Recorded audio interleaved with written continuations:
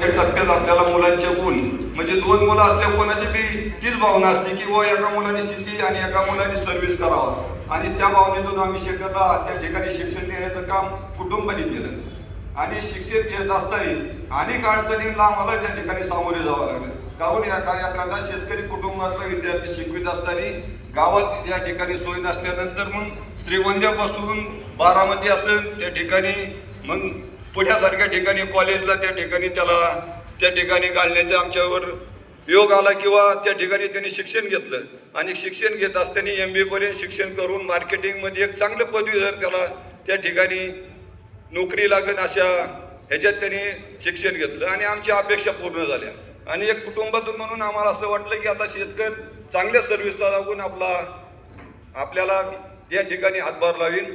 परंतु त्याची मनापासून इच्छा सर्व्हिस करायची नव्हती तरी बी आम्ही त्या ठिकाणी सर्व कुटुंबाने त्याला बळजबरी करून किंवा त्याच्या इच्छेबाहेर त्या ठिकाणी सर्व्हिस करायला भाग पाडलं.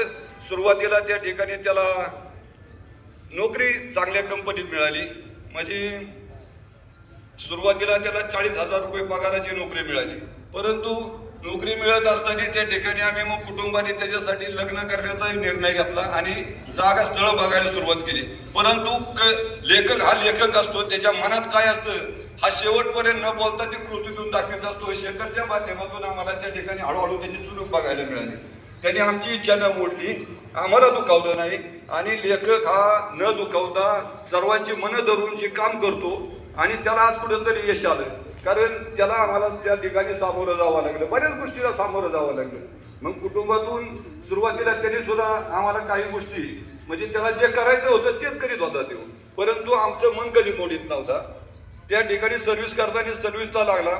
आम्ही त्याचं लग्न जमावताना 2-3 स्थळं पाहिल्या, 4थ्या स्थळाला त्याला होकार आला आणि त्या ठिकाणी आमची पसंती झाली. तिकडून पसंती आली, वडगाववरून आमच्या सगळ्या डोळे पाहुण्यांनी पसंती दिली. आम्हाला त्या ठिकाणी बरं वाटलं कारण आमची सुनबाई सुद्धा सुशिक्षित चांगले शिकलेले आहे, त्याच्यापेक्षा जास्त शिक्षण त्यांचं झालं. म्हणून हे दोन्ही व्हायचं सर्व्हिस करतील आणि एक आपल्या कुटुंबाला चांगला आधार मिळेल ह्या दृष्टीने आम्ही ते लग्न जमवायचा निर्णय घेतला. परंतु हे लेखक आहेत, हे लेखक काय असतात त्या टायमाला आम्हाला तिथून पुढे त्यांची चुणूक समजली. हे कधी खोटं बोलत नाही, त्यांच्या स्वभावात कधी खरं बोलायचं आणि तेच ते ठरवून खरं येतं. कारण त्या ठिकाणी लग्न जमल्या वेळी आमची सुनबाई लग्नाला निरोप दिला, भेटली आणि सांगितलं.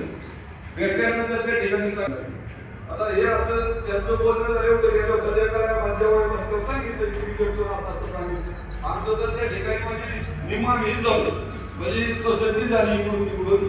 एकतर कसं असतं किंवा सर्व्हिस मधून स्थळ कुठेही पाहत असतं आणि हे आम्ही ग्रहित धरलं की हे आता काय पुढे टिकणार नाही.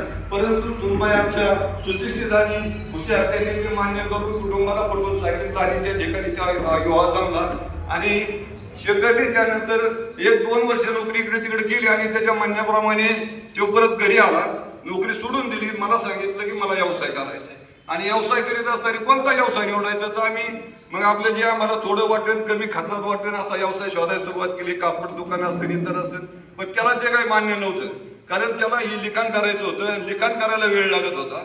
मग त्याने असा मार्ग शोधला की त्या ठिकाणी गावात आपलं या ठिकाणी क्षेत्र आहे, गावात नजीक आहे, त्या ठिकाणी आपण वजन काटा म्हणजे वेगळेच त्या ठिकाणी व्यवसाय चालू करू आणि मग त्या तिकडून शेतकऱ्यांना त्या ठिकाणी लाभ मिळेल, शेतकऱ्यांच्या हिताचा तो व्यवसाय आहे, शेतकऱ्यांना न्याय मिळेल.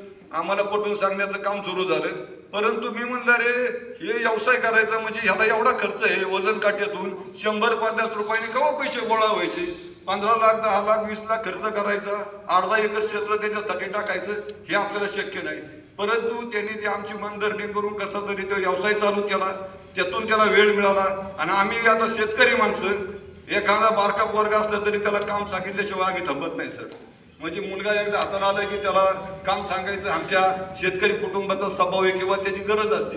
आणि मग आम्ही म्हणलं जाऊया किंवा तिथं बसून देताना आपल्या लिफ्टेवर लिहिली मोटर बघून तिकडले पण मळ्याचं तिकडलं दारं बघून तिथं वेळ मिळालं तर काहीतरी काम करेन.